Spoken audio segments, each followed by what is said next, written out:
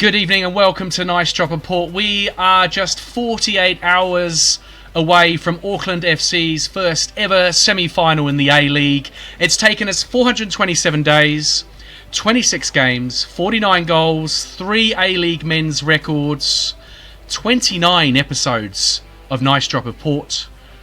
Close to 250,000 people through the turnstiles at Go Media Stadium. And there's just one thing to say to Wellington Phoenix: where the bloody hell are ya? Anyone remember the ad? Laura Bingle, Tourism New Zealand, Tourism Australia, of course. Where the bloody hell are ya? I live here. How can I not remember? You live here. That's right. We'll talk a little bit about the Wellington Phoenix later, but mostly we're going to be talking about Auckland FC today. We're going to be going through those elimination finals: Melbourne Victory, Western Sydney Wanderers, and Western United against Adelaide. We're going to be looking at Melbourne Victory, what sort of challenges they're going to pose us. Well, let's get straight into it. Robbie, Melbourne Victory, I watched the game against Western Sydney Wanderers. They looked very slick, goal-scoring team. Should we be worried? Yep. Short answer is yes, absolutely. We mentioned it last week. You get down to the final four, anything can happen, because generally speaking, the best 4 teams will always get through. Victory have caught fire at the best time of the season for them and put in probably their most polished professional performance against the Wanderers in that elimination game. Wanderers coming off one of the league's longest winning records. I think second only to Auckland's earlier this season, of about 12, 13 games, and they didn't turn up. Disappointing. Victory did not allow them to play, Western Sydney. And very, very disappointing, because they, as I said, the form team, hot favourites going into that one, but Victory just absolutely dismantled them. And coaching masterclass from Arthur Dillis on the night. Daniel Arzani looked like the Daniel Arzani that went to Celtic, that got sold. And, you know, he's one of the most unplayable players when he catches fire. So it's going to be a very tough matchup this weekend against Auckland. But they've done it before against Arzani. And unfortunately for him, he can go hot and cold. Maybe he's due for a cold game now. He looks like a good player, Arzani. Did you see him, Matt, in this game? I think it was a little while ago. I think I watched. He's the winger. He basically made a goal. He made a couple of goals, didn't he? Did he make 2 of the goals? And he looked dangerous. Yeah, I watched the highlights. I'm just surprised. I thought Western Sydney was going to be the opponents. I really did. I didn't actually see a way through for Melbourne Victory, if I'm going to be honest. I think actually when I first started to see who we were going to get in the next round, I was mostly looking at Western Sydney and, you know, the guy on the side, you know, on the wing, and what he can do and what he did to us in the previous game. So yeah, I'm just surprised that Melbourne Victory are the team to get through, and the team that we've got. 12 games unbeaten, Western Sydney Wanderers, before going into that game. They would have been the favourites at home as well. Yeah, Melbourne Victory though, they've got some form in the finals historically. I mean, it's always hard when we talk about clubs historically, because it's a totally different set of players. But is there a kind of winning mentality at Victory, because they are one of the most decorated teams in this league? I think they won, what have we got, 4 premiers and 3 championships? Or is that incorrect? Something similar? It sounds about right. Yeah. Yeah, it's a winning mentality, and it's a winning culture that's kind of been ingrained in that club ever since day one, back in 05-06, where very first season I think they finished close to bottom of the league, but the second season is when they kicked in, and they've basically been a force for 18, 19 seasons. Yeah, it's tough. Victory are one of the bigger clubs in the A-League, and it's very much one of the destination clubs of the A-League. Like, if Victory wants you, that's a big thing. So for a player to go there, historically it's a lot to carry on the shoulders, because there is that expectation as one of the most successful clubs. There's a big expectation on them to win and deliver. So, yeah, it's It's going to be a tricky matchup, and as Dale disappears and we're just left to run the ship once again. Yeah, I know. I'm looking at you. I'm back, like, lads. Lads. What did we do last time? I think you had this side of the ship, and I think I looked after the little buttons, and I think I pressed a few buttons, and you were. And it ran smoothly. Steering it, yeah, it was really smooth. Perfect show. I thought it was quite good, actually. Yeah, I think we had some good comments come back to us when that happened. I'm glad he came back though, because I've got no idea where he was going with the next point. We're back. Yeah, yeah. I'm just trying to give a bit of a steer about Melbourne Victory, really, and kind of what sort of threat they pose us. I definitely think they've got a good couple of wingers, but we've got a good couple of fullbacks. So do we see that may be where we're probably getting ahead of ourselves a little bit? But is that where this battle's going to be won and lost potentially out on those flanks? There's battles right across the park. In all honesty, you look at particularly the midfield. Victory have Ryan Teague, Jordi Valadon, and Zinedine Mashash. Very strong unit, and if you give them too much time on the ball, they can carve you apart. I think personally that's where the main battle is, because I think if you can nullify most, if not all of that, and just deny supply to the likes of those wingers of a Daniel Arzani, Nishan Valupale, and then going forward of Virgos and Fornaroli coming off the bench, that to me is the main battle. Shut down that midfield, then you limit the opportunities. They're still capable going forward, and that's going to be a big battle, like you say, with the fullbacks. Sakai, De Vries will need to be absolutely on their game. And based on what we've seen from the first two games where they haven't scored against us and haven't beaten us, we can do a job, certainly. But I just think with this, particularly in the form that they're in now, that midfield is the key. And their defence looked pretty stoic, For those that didn't see the game, kind of Melbourne did get their noses in front, and they were 2-1 up at half time. So the result of the game actually stayed from half time to full time. And I was just rewatching a little bit of it earlier. Those final 20 minutes, Juan Mata suddenly sort of burst into life and almost scored a goal. He was kind of right in the box, because I think we've all forgot about Juan Mata a little bit. But my point was that Victory held Western Sydney out when they were really peppering the goal. So Victory also have a sturdy defence as well. They seem like quite a well-rounded team to me. Yeah, they are. That's pretty accurate. I mean, they're a reasonably well-balanced club as well. I don't know if Mitch Langerak in goal is coming back, if he's fit. Jack Duncan's a suitable number 2 and very capable of being a starter anywhere else in the league. Who else have they got in defence? Roderick Miranda, very veteran head, knows the dark arts, and certainly, keep a clean sheet. Yeah. I just think to shut down that midfield is the big one and deny them any chance of controlling a match. It's funny you mentioned that Mata chance, actually, now that I remember. That happened because Daniel Arzani literally sat down with cramp inside his own box and allowed the Wanderers winger through on goal. Yeah, that's right. Yeah, and also, just as an aside, it's very likely that Mata won't be at the Wanderers next season. Still weighing up his options. I don't know. The Wanderers just weren't at the races that day. And Victory, to their credit, throughout front to back, were very solid and were able to shut down the Wanderers. And I just think there's still too much quality in this Auckland side for them to be denied. Last point on Juan Mata. I read that he's really enjoyed his time in the A-League, and he was looking at buying a club or sort of becoming some sort of investor, potentially with a Canberra franchise. Any sort of truth in that rumour? Yeah, there is. The man said it himself, and he's got history in doing that. I think he's part owner of an MLS club. The team escapes my mind for the second, but he's been involved in a lot of good things with football. His charity, where he gets players to donate, I think it's a percentage of their salary to this charity, to charitable foundations. So he's a man who's he's smart. He's one of the smarter cookies going around.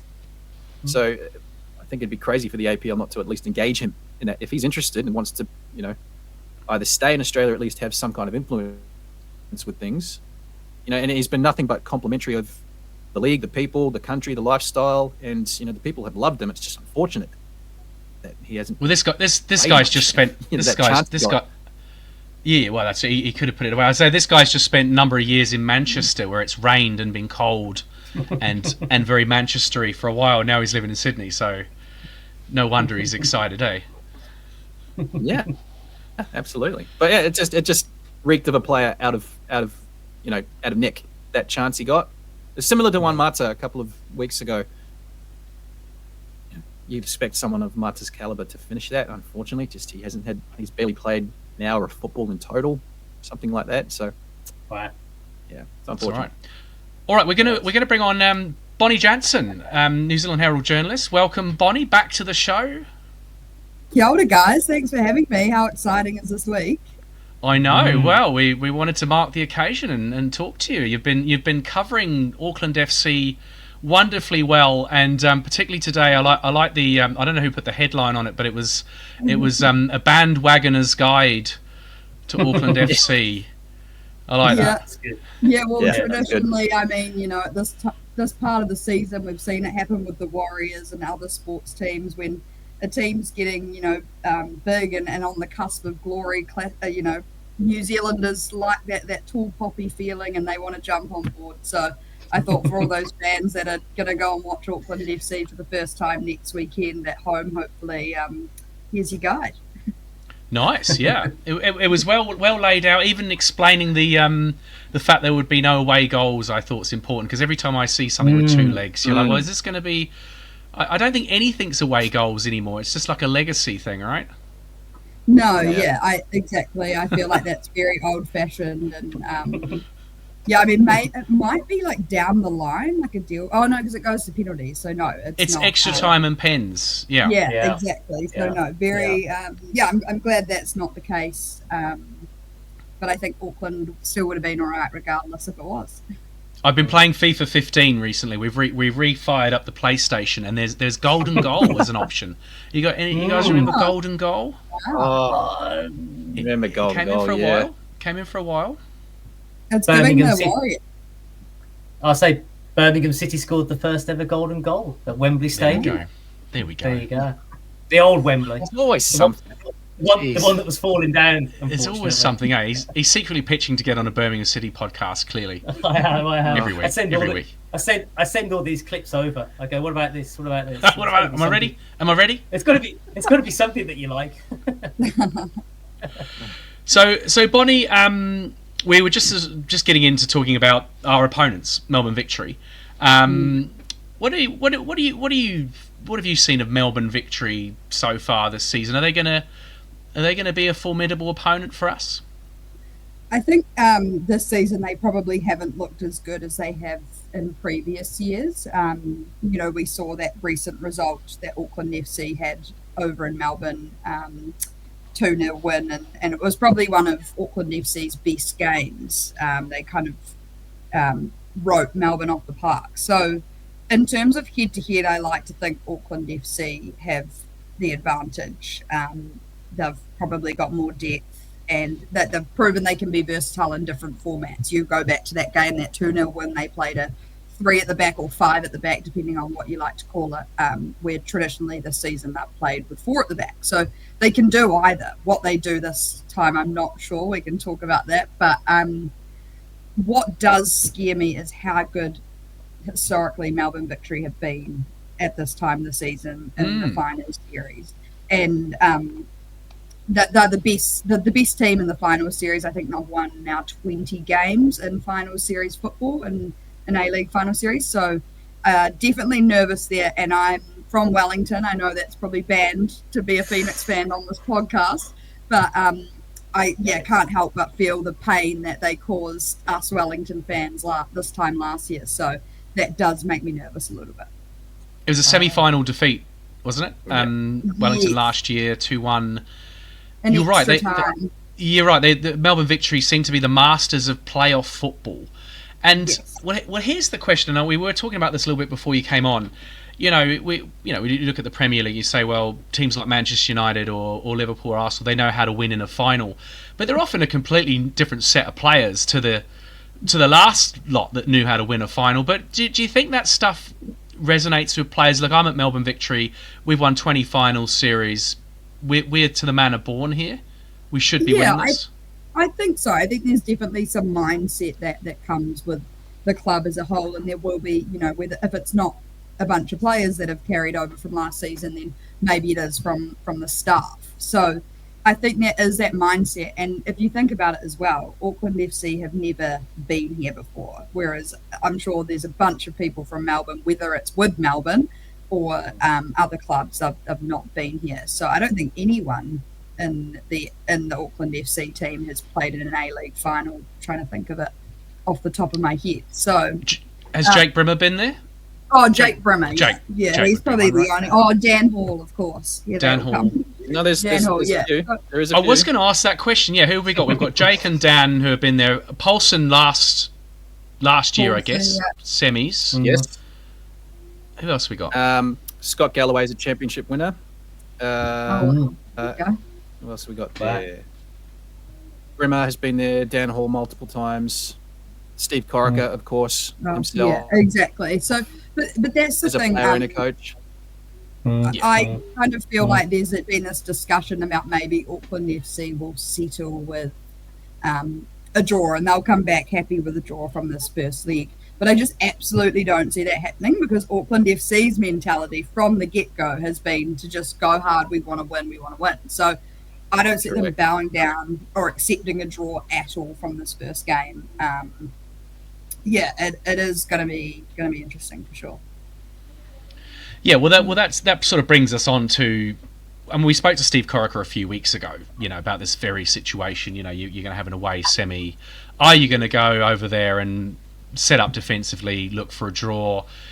He's very much, and I imagine this is his key messages. Look, we don't ever go anywhere to draw.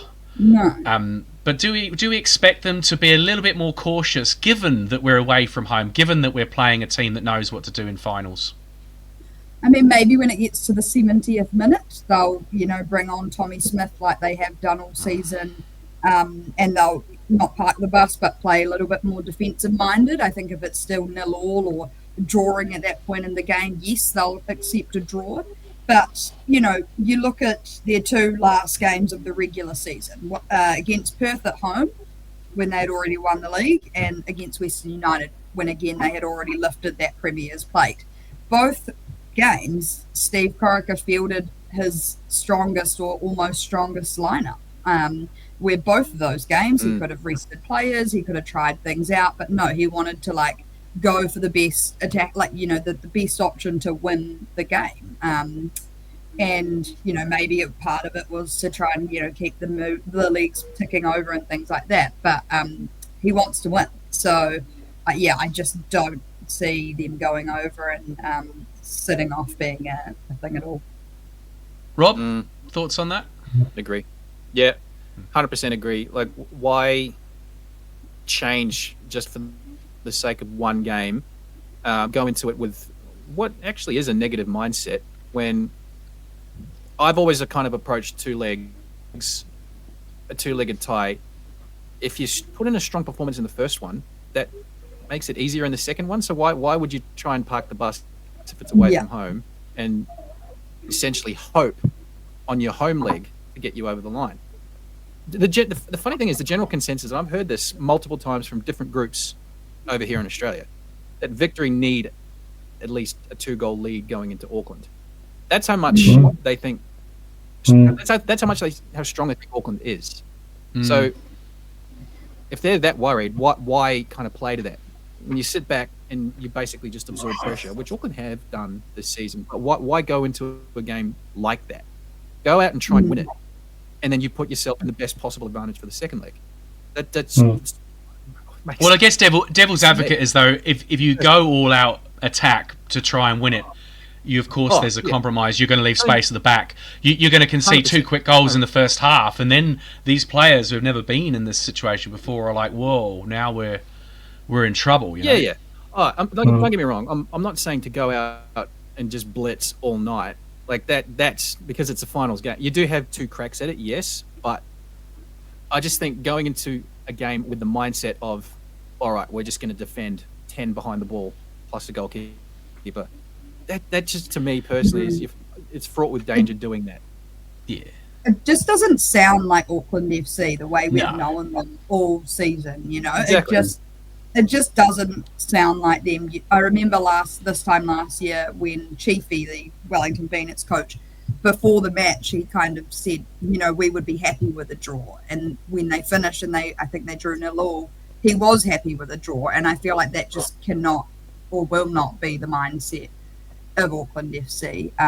It is funny you say that, because if you're looking from a Melbourne Victory side, they do kind of need a 2-goal lead if they want to have any shot coming back to Auckland, just knowing that 11th man that they've had all season, and Go Media is set to be, you know, another unreal sellout. Yeah, they've got to give us a bloody nose. That they go beyond 90 minutes anyway. Matthew, thoughts on this point before we move on? Yeah, I mean, I think it's tough. I mean, the only thing that I could add is I go back to my kind of sporty days and my golf days. We used to see psychologists. It was kind of just coming into the kind of populace scene, people. And I think the thing I hear people sometimes saying is just try and treat it as a normal game. Just try and treat it as a normal day-to-day citizen game. But it's really tough to do that because it isn't. There's so much on the line. You know, you go away to Melbourne and you try and treat it as a normal game. You know, you get beat 1-0 or you get pumped 3-0. You know, you just weren't in the right space. We were always told that you've got to try and put yourself. You've got to try and how are you going to feel when you get there? That's what you've got to try and react to. You're going to go to Melbourne. There's going to be a big crowd. There's going to be a lot on the line. You've got to prepare yourself for that. You can't just try and treat it as a normal day-to-day game. I don't know what they average every game for the season, but I imagine there's going to be another 20-30% people there for this kind of leg. So it's going to be completely different from that 2-0 game. So which Auckland won. You know, it's just too much on the line. So that's why I think Steve and whoever they've got behind the scenes are going to have to work with them. Again, you've said they've got players that have been there and done that, so I think they can probably lean on those guys. But hey, the short answer is I just hope they get to half time at 0-0. If Auckland get to half time at 0-0, I'd love to know what the stat is, because I think they've gone on to win 80% or I don't know 78% of the games. Yeah, the thing that worries me is we talk about goal deficit, and I'm actually more nervous about maybe the yellow or red card deficit that Auckland FC might get into, or any injured players. That kind of stresses me out a little bit more. You know, if Louis Verstrata, he's picked up a few cards this season. If he's, you know, I don't know what yellow count he's on, but, you know, any red card. And I don't think Auckland FC have had, you know, they've got that core group of maybe 11, 12 players that they can rely on, but underneath that, it stresses me out a little bit. So do the cards add up? Are we past that, or do they carry over? Yeah, they're still carrying on into the finals. I think they do, because nothing else seems to carry on from the usual season into the finals. Yeah, but if you get red carded in the first leg, you've had it. Surely you're definitely not going to play the second leg. Or whatever. Correct. No. It's at least one. Yeah.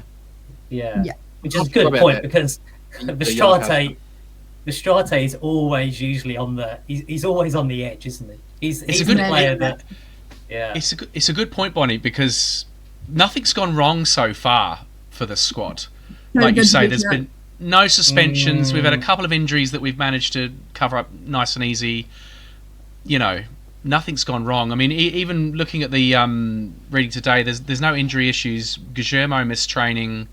I think one other missed training, but yeah, it's all looked pretty good so far. I think the only right? suspension was Louis Verstrata, who was back earlier on in the season, accumulated 5 yellows or something. So that's the only one, and it does worry me what we've got beyond kind of the best 13 players, but time will tell. You're right, Dale. Like it has kind of felt too good to be true, and that's my only kind of thought, is that maybe the luck is running out a little bit. Touch wood.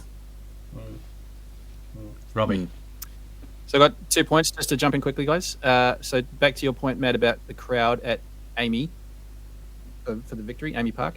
Apparently, the North Terrace are going to be boycotting the game in against the club who basically the club is trying to make them use club sanctioned drums and megaphones, which the North Terrace have apparently railed against. So they're planning on boycotting the game, which will take a bit of noise and atmosphere out of the stadium.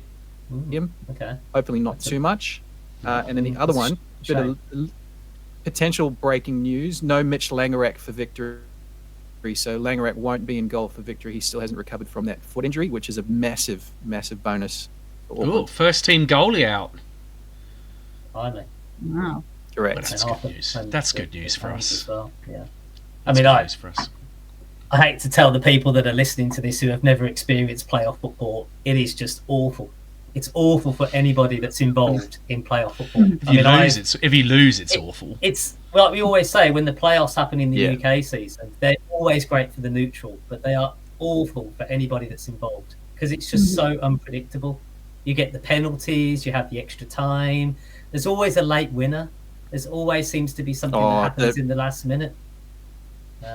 What makes it the so famous good, Troy though, Deeney, right? Watford. Yeah, Troy Deeney. I mean, it just happened recently. Sunderland scored in the last kick or the last header of the game. So yeah, I got a few Mackham mates who are banging on about that. Yeah, it's just Sunderland. It's nightmare fuel for anybody involved, but it's great for the neutral. Yeah.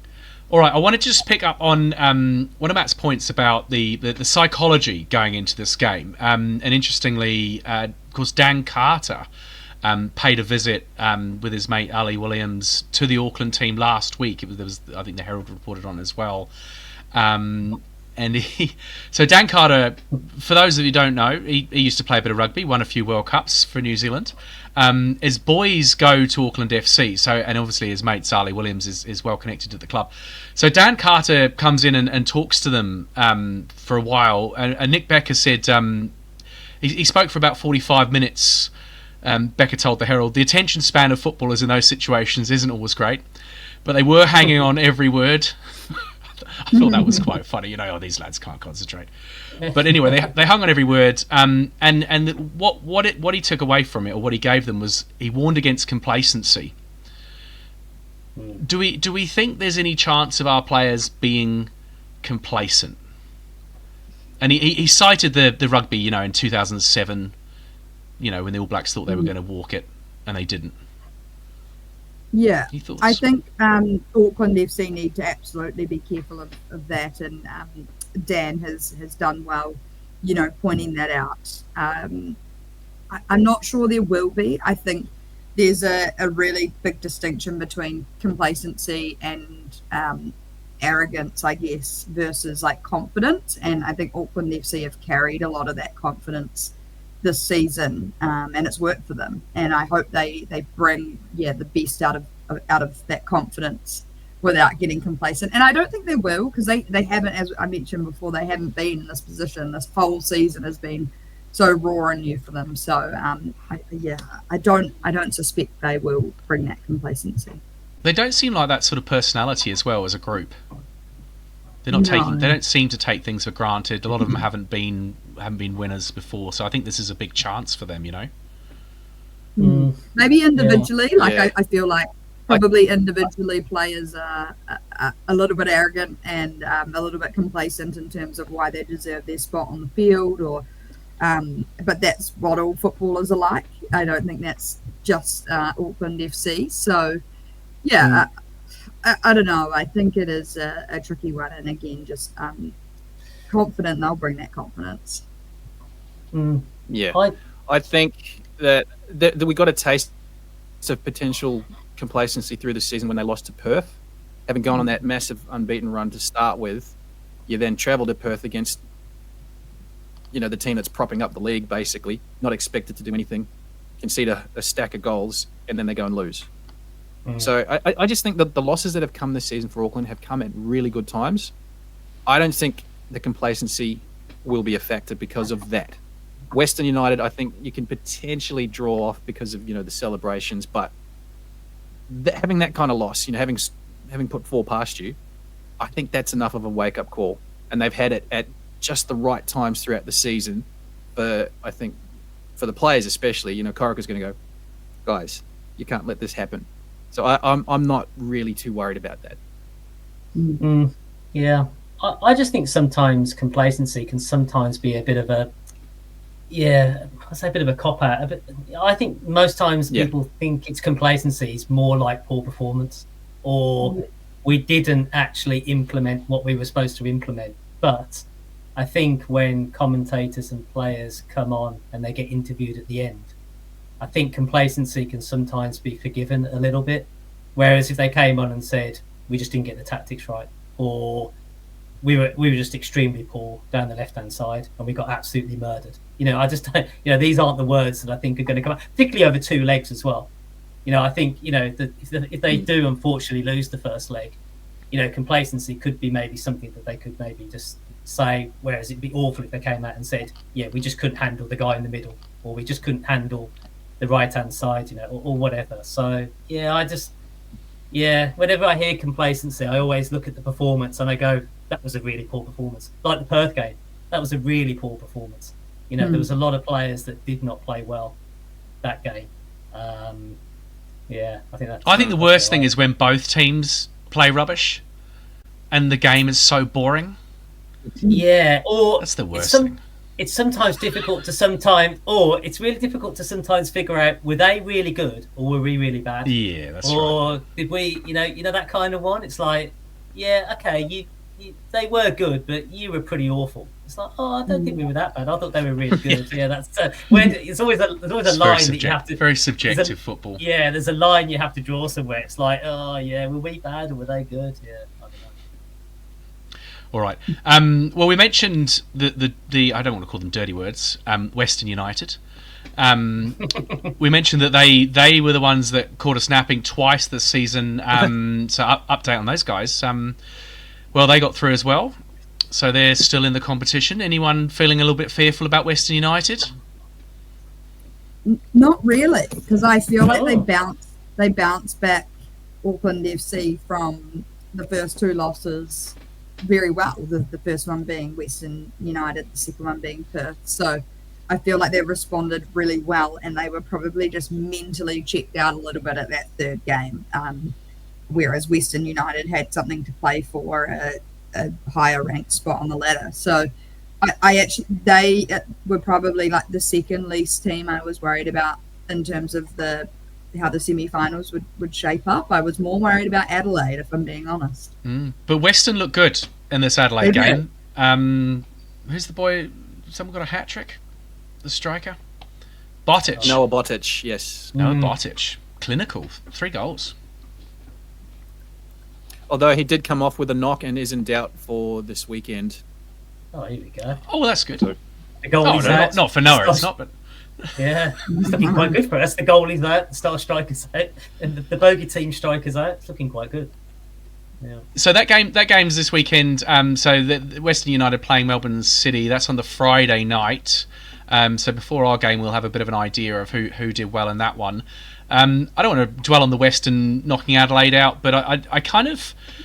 I mean, this club, Western United, for some reason it's sticking with me. I know I talk about them a lot, and it's because of the big, the defeats, but also this ground that they're playing at. Like, there's only 3,500 out there, and Robbie's 10 commentator mates, I heard a bit of the podcast that they do, saying there's only one road in, one road out, and your mate, other Robbie, sounded quite pissed off that he had to go out there and commentate on this game. No, well, he comes across as very old and grumpy and crusty, but let's just call it for what it is. It's an awful place. It's an awful ground. It's like playing on the moon. I'm getting that. I'm going to get that to go. I'm going to get that movement. Look, the moon movement. I mean, and Robbie, to his ever eternal credit, said so himself. Like, literally, the quote was, "Tarneet is a shithole." So you can't argue with that. He's been there twice. He's been on 2 road trips out to Tarneet. He's taken a bunch of other 10 colleagues in the party bus. He's been on tour to Tarneet twice. Has survived. Both times he's like, "Jeez, this place." We're gonna have to go, aren't we, Dale? It's gonna have to be. It's one of my dreams to do a podcast from Tarneet and with that guy that we met, the fan. Yeah, I was about to say it makes it onto the bucket list, but what a bucket list that is. If that's made it to your bucket list, That's Some a very What a deep tiny cut. team. I mean, Maybe- they can't even What fill else? that 5,000-seater stadium. Yeah. Like, who are the fans? I mean, they got two big teams think- already in Melbourne. Like, it's bizarre. I think It's Bonnie would really- be fine as well. She's been on a Ferris wheel for 90 minutes. I think an Yeah. away trip for Western United would just be a cakewalk.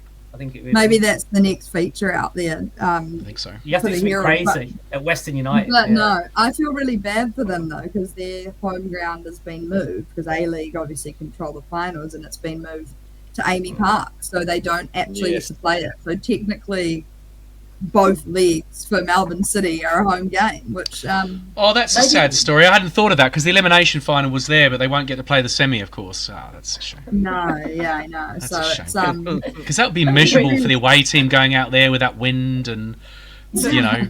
yeah. Maybe they've done it for their own good. Maybe I think it's just, Melbourne City are too I don't high know. maintenance that they just put their foot down. Yeah. That's a shame. Yeah, That is a looks shame. like it. Yeah. But they look good. Western United look good. Yeah. I mean, I know they're going to be playing in Melbourne, but I could see them beating Melbourne City. You know, I think they're good enough. Mm. Certainly are. Got to try and avoid an all Melbourne affair by the sounds of it. They've done quite well this year. Yeah. Well, that's why I said in our little group chat, I wonder if we'll actually have a few more bandwagoners jumping on as the only Yeah. non-Melbourne team. The hatred for Melbourne runs pretty deep across Australia if you're not in Victoria. So we'll take anyone, absolutely. Yeah, I thought Bonnie's answer there as well is it enough to turn some Wellington fans to Auckland fans this weekend because they beat you guys? Is that enough to sway some of them over, or no? Do they just hate The Auckland that fact- much? I don't see any Wellington fans wanting Auckland to win. Maybe some of the No. neutrals, like myself, who had to remain Yes. partial throughout the season and sit on the Yeah. fence a little bit. Maybe they're Yeah. just those bandwagon type fans. I think might find it pretty easy, but yeah, I do not see any loyal Wellington Phoenix fan. Even I've got a couple of colleagues in my office who are from Auckland, have lived in Auckland all their life, but the Wellington Phoenix fans, and they are certainly not supporting Auckland this weekend. Oh wow! So that's Of course, they're fresh out of Darwin. The Wellington Phoenix. Yes, they're Oh, more. yes. These guys are more concerned about whether Costa Barbarouses is staying or going. right. Yeah, that's a good Yeah. point. And thank you for reminding me, Dale. I have to pull you guys up on the opening. So, Dale, you said to me last week, don't listen to the first 25 minutes last week. I did. I have to pull you guys up. The reason they were in Darwin, the bottom four teams in the league, they have to play off for spots in the FFA Cup, the Australia Cup, which is the knockout cup, which encompasses all teams across Australia. Any team can Right. enter it. Right. So the bottom four teams in the league play off against each other for 2 spots in the round of 32. So Wellington and so two teams Victoria. Two teams from the A-League don't go into the round of 32 for the Round whole of Australian Cup. Correct. That seems a little bit bizarre, but okay. So It's there was not something the to bottom play for. It's not the bottom four playoff to find out who's the worst in the league. The wooden spoon. I'll give you a pass. I'll What? give you a pass this time. It's your A-League knowledge. We're still building. But that- I'm I'm sure that was an article in the Herald or something. They wrote an article saying that it was a playoff to see who was. I'm Hey, throwing the come on. Hold on! I'm throwing- Don't bring the Herald into this. I'm throwing the Herald straight under the bus here, but that I'm sure I read something somewhere that it was a fight out to see who was the best of the worst. I'm sure. Well, it was in essence. I mean, that's Doesn't a that- way of. Doesn't that sound better? I think that I feel like if I was in the A-League marketing room or something, I'd be pushing it hard. I'd say, "Hey, we could try and let's try and make sure you're not the worst." Let's just say it's a little bit embarrassing for them. All right, and move Yeah. on. All right, Yeah. we're gonna bring in Matt. We're gonna bring Matt on the socials Oh, straight Christ. away. I want to hear Oh, yeah. what's been on social media. Take the stage, Matthew. Sure. I mean, Full screen. one of my full screen. Yeah, I get full screen now. I've been allowed the privilege. A lot of people enjoying having their photo taken next to the plate. I've noticed a lot of people getting involved and making time in their week or in their day to make sure that they get a good photo next to the. It's a plate, isn't it? I think that's what it's called. It doesn't look much of a. Well, with the plate. but it- Oh, well, we've talked Yeah. about the plate. It's not a great drinking vessel, but you But can. a lot of people taking their photo next to it. They've done all they can to make sure that they're. I think Auckland FC have done really well getting it around the local clubs and office buildings. Like it's been, the community's been such a big part of their brand, and it's why they're so successful. And yeah, I was really impressed by the way they got around to local clubs here in Auckland. And they came into my office yesterday, my office building, and a lot of really chuffed staff. They were like, "Why aren't you coming, Bonnie?" And I'd seen the plate at the awards night last week. You've already done it. You've already done your picture. Yeah, it's too. I've done it. I didn't get a photo with it because I felt like a bit icky, but it felt like it was a bit cringe. So I just took a photo of my boss, and then that was it. Fair days. I have a photo of me with an Olympic gold medal from Lisa Carrington many years ago, just holding my gold medal up, and I did feel a bit lame, but it's okay. I have a photo with me of me with the ALeague trophy. Ooh, up in the ante. Oh my days! You beat that, Matt? I was going to say this is really bad because I've got a photo with absolutely nothing, and it was all getting better and better and better. And I'm not sure why I had to go last. I don't think I've even got anything. No, I don't think I've ever been taken. We're going to have to get you a photo with that Premier's plate then. Man. Yeah, the Premier's plate. I don't. And the toilet seat, the championship, hopefully. Maybe. Yeah, well, I'm saving myself. Yeah, I'm saving myself. Put it on your head. For the big one. Yeah, put it on my head. All right. What else on this social media, Matthew?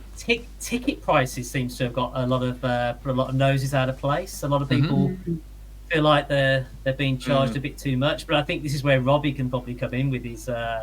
This is why we needed you for the first 25 minutes in the last show to make sure that we got our facts right. But I think the ALeague sets the price. Am I right in saying that? It's not Auckland FC. It's an ALeague thing.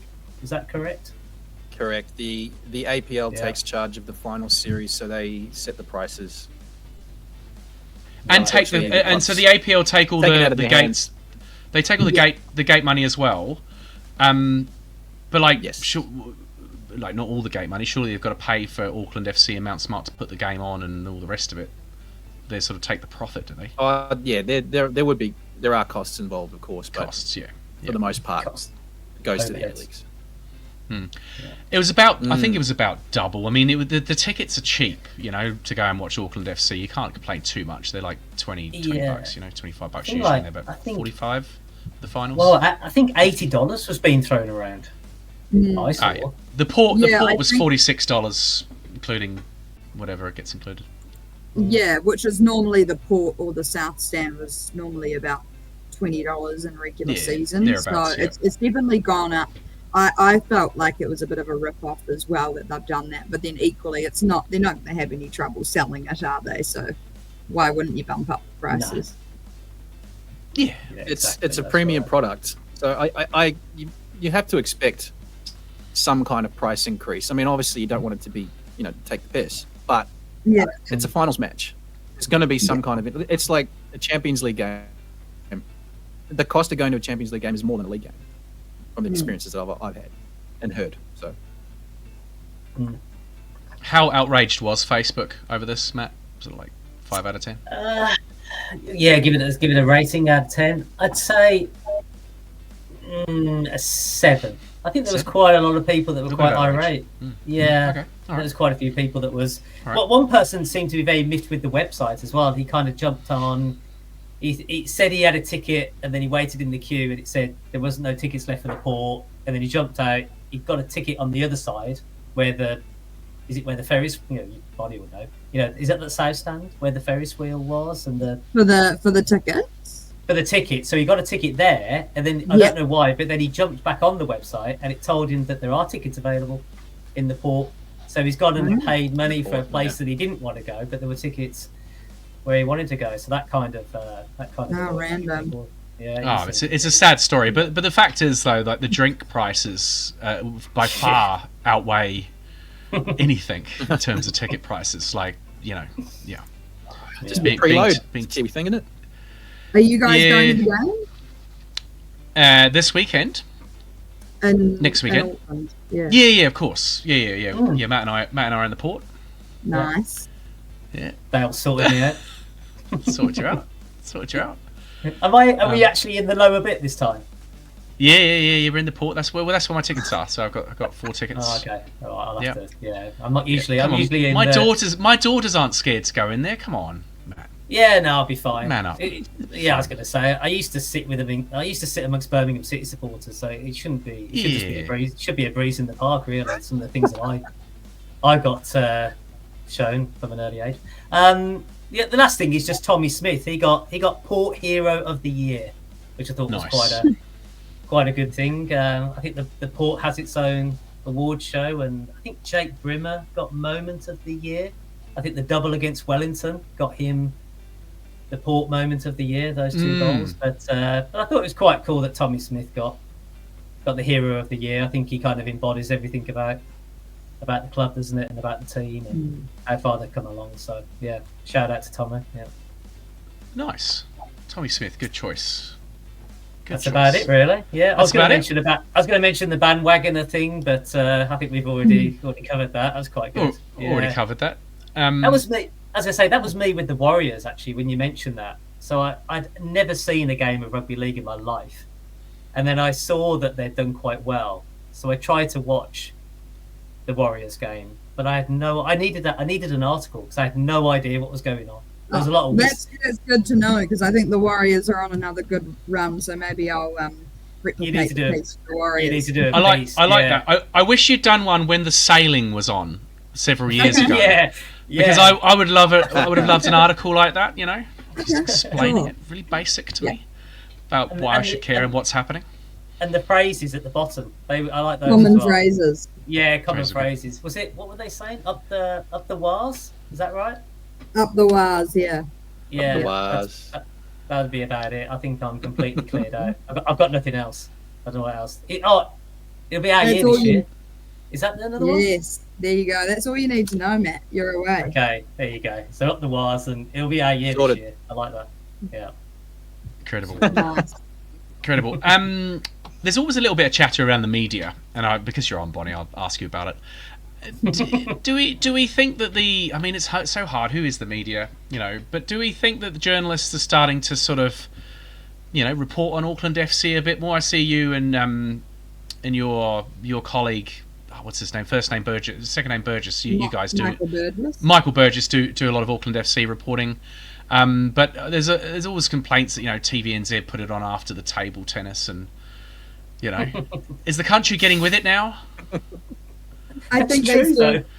See, again, I think you asked me a similar question last time I was on the podcast, and I think the football coverage has been not exceptional, the best it's been in a long time this season. And if it wasn't for Auckland FC, it would have been,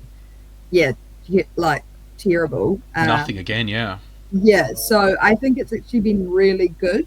Obviously, different medias will do it how they like. But I will be surprised if it doesn't ramp up even more these next few weeks, because, as we say, New Zealanders, Kiwis, they're tall poppies. They'll jump on the bandwagon, and any chance of silverware. So I think it'll ramp up even more. I like the different crowd that turns up at Go Media for the big games this season. And I'm talking like the derby, first day of the season. Obviously, the semi-final will be the same. It's the sort of crowd, and they could be down at the races, or they could be down at there could be a big sale on at Sylvia Park.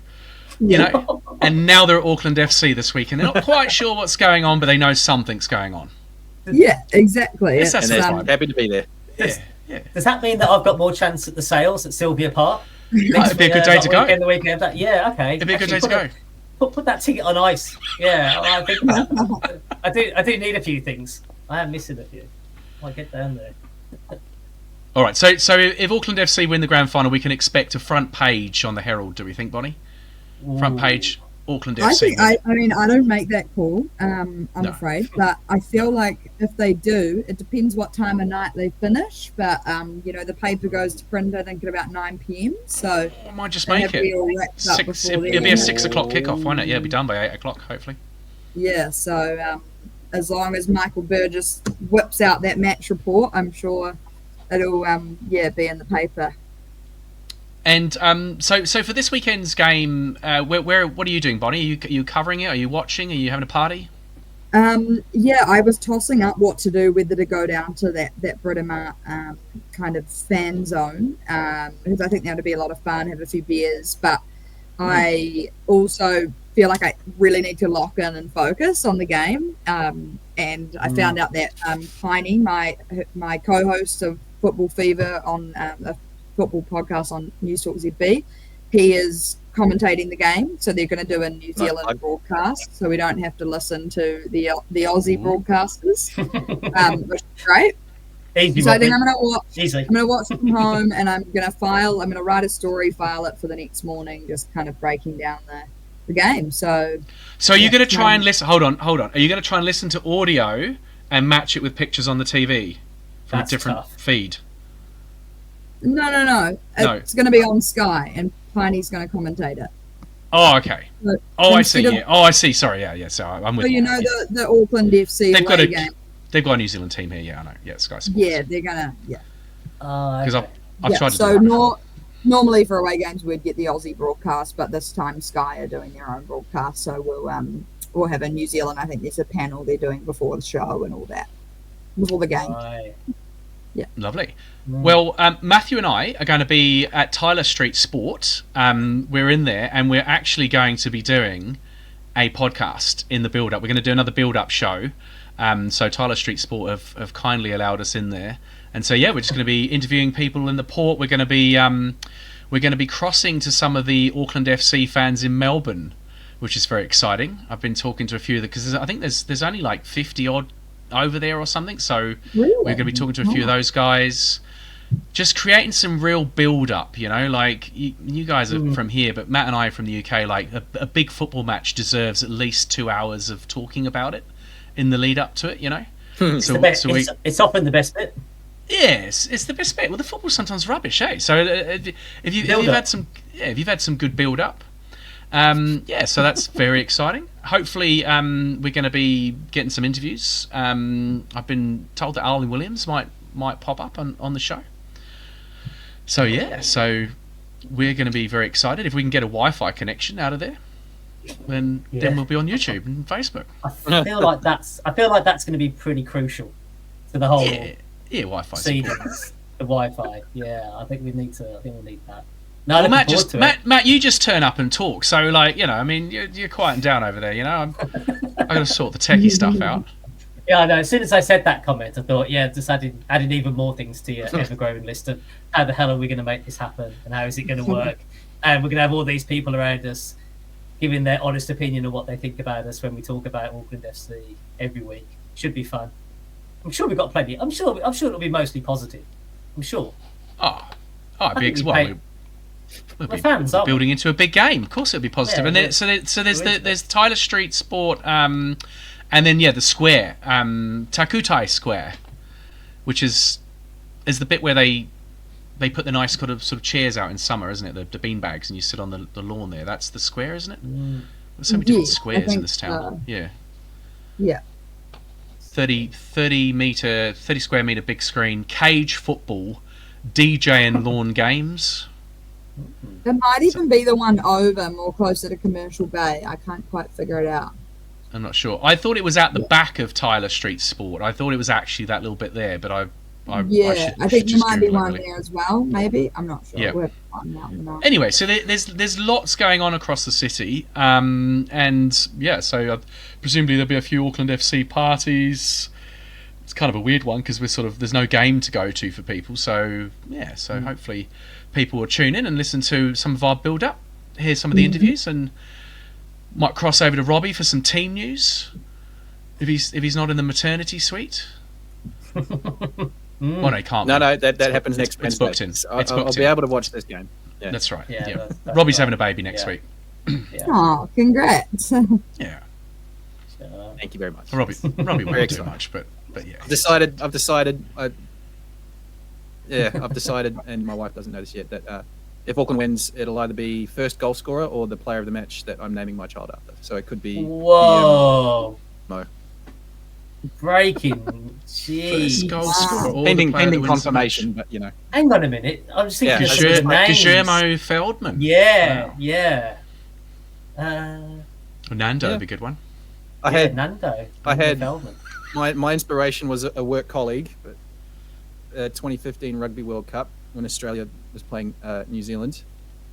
Similar sort of thing, first try scorer, and Andrew, my work colleague, was very luckily, his wife kind of nixed it. Otherwise, his child would have been named Tavita after Tavita Kurandrani. So maybe dodged a bullet there. Yeah. Yeah. You've got to get it past the wife off and this stuff. I managed to slip my fourth born was a boy, and I managed to slip Teddy in there after Teddy Sheringham, of course. Yeah, and lovely. But I sort of went in the back door. I said, "Oh, Edward's a really nice name," and Teddy for short. She's like, "I like that." Oh yeah, she's not one of those Spurs players, is it? I was like, "Nah." Not. I wouldn't do it. Why would I do anything so stupid? Yeah. I quite like Francis Feldman. That's quite a cool. I like the Oh, FX. Francis, yeah. Frankie, yeah. Yeah, okay. I quite like that. I like the first letter of the first name and the first letter of the surname. I always think those names go quite well. So Francis Feldman. There you go. Nice. It's on the list. Well, it brings us on nicely to the game and some predictions, I guess. Who's Bonnie? Why don't you go first? Tell us what you think's going to happen on Saturday. Yeah, I've been sticking with this one all week when people have been asking me. I think it's going to be 3-1 Auckland. Whoa. 3-1 away win. Ooh. Okay. Go on, Robbie. I'll give it to you, Robbie. At the risk of copying my colleague Bonnie, I was thinking exactly the same thing, honestly. I could see Victory scoring at no more than one. It's a good attacking outfit, but defensively Auckland's very strong. I think we've got their measure when they go forward defensively. And we've got a couple of goals in us. It's at least a 2-1, 3-1. But I see us getting a win. 2 wins. Matt? Wins. Yeah, I always think the first leg of a playoff is always a draw. It always seems to be whichever Championship, League One, League Two. It always seems to be a draw. So I'm going to go 1-1. 1-1. 1-1. Oh, 1-1 again. 1-1 again. He goes 1-1 every week. I was going to say it's going to be right eventually. Do you know? I'm kind of with you. I kind of watching Melbourne Victory. I saw a really good side. They're at home. You know, they've just got a big result last week. I see them giving us a really good game. I think we'll do well to get a 2-2 draw over there, and then hopefully in the home semi we'll put it to bed. But I wouldn't be that disappointed with the draw. I mean, no one's going to go over there for a draw, but I think it'll pan out about 2-2. I think Auckland will draw the first leg and they'll win the second leg. So I think it'll go. Yeah. Guillermo, my 2 goals. So Robbie and his missus have got no choice. Has to be Guillermo Feldman by Wednesday. That's my prediction. That's my prediction for the week. Let's see. So hang on, we have to get. So we have to guess the first. Yeah, okay. I'm going Francis. I reckon Francis De Vries is going to pop up. Francis Feldman. That's my prediction. Solid. It's a solid name. Solid. Yeah, it's a great name. I think Nando will score. Nando would be great. Nando Feldman's quite a cool name. Yeah. Nando Feldman. Interesting. You got some quite good. You got some quite good options there. I was going to say they're quite a colourful named bunch, aren't they? Thinking about it. Yeah, you can go a bit funky. You can go a bit more traditional. I could be solid. Could be Dan Hall. Dan's a solid name. Yeah. Daniel. Hiroki. I mean, you know. Hiroki. I did Japanese in 4th form. Yeah. Where are you going to watch the game, Robbie? Are you having a little thing to watch it? I'll be having a little thing by myself in my house. Just looking after a toddler, trying to put them down to sleep. I love those times, eh? I'll be watching the game. Yes. A moment to yourself. Moment to yourself, watching the game. Yeah. Great. But we'll be in old Tyler Street off the back of the podcast, and I quite fancy, like, I might watch a bit in Tyler Street, but I quite fancy popping out to this huge screen and seeing what that's all about as well. So, yeah. Oh, it'd be awesome. I wish that's quite a good idea. Yeah, I like the idea of the big screen. I was thinking it's great. It's great. It's. I mean, Auckland does, when there are big sporting things, it does come together. You know, I remember the opening day of the Rugby World Cup. You know, and there was congestion carnage. You know, everyone wanted to get to downtown. I hope it's not going to be one of those. You know, it is quite good though, because I think, did you go with me when the Lions came over? Yeah, we were down the Lions. Yeah, it's incredible. They did a really good job of that as well, with the big screen and everything there. So yeah, that's a good idea. Yeah. Hopefully there's no rain. Hopefully there's no storm. No phones beeping. Oh, get on with our weekend. Who knows? Auckland weather, isn't it? Yeah. It is. All right. We're going to say goodnight to everybody. Thanks for listening. Bonnie, thanks for coming along. Thanks, guys. Good luck this weekend. Enjoy. Yes, everyone enjoy it. Yeah, you enjoy it, Bonnie. Robbie, good luck with the weekend and your time alone. And then you may be a father of a little Gajomo by this time next week. Be great. Look, caveat: it's for the grand final. If we get to the grand final, but the baby's born next week. Are you going to have it unnamed for a few? Are you going to go unnamed for a few weeks? Hold off. Can you do that? Yeah, you do whatever you want. I will do my best. Yes. You can do it. Well, no, you can't do whatever you want, because I think I saw it in the Herald. I don't know why I'm reading the Herald a lot recently, but I don't know. But I'm sure I saw Bonnie's something great writing, I'm sure. Yeah, did you write the article where the names that you couldn't use? There was a list of certain names that you can't. I saw this as well. Was that not yours? Yeah. That was not your piece. But yeah, like King or Princess. Prince or Princess or obviously there's a lot of others in there that. Yeah, that's right. There's a few other that you probably You must be getting the same clickbait as me, Matt. Yeah, well once you click on one Herald article, you just seem to get the lot. They just come at you. It's like a tsunami. You can't On that note, a tsunami of New Zealand Herald articles.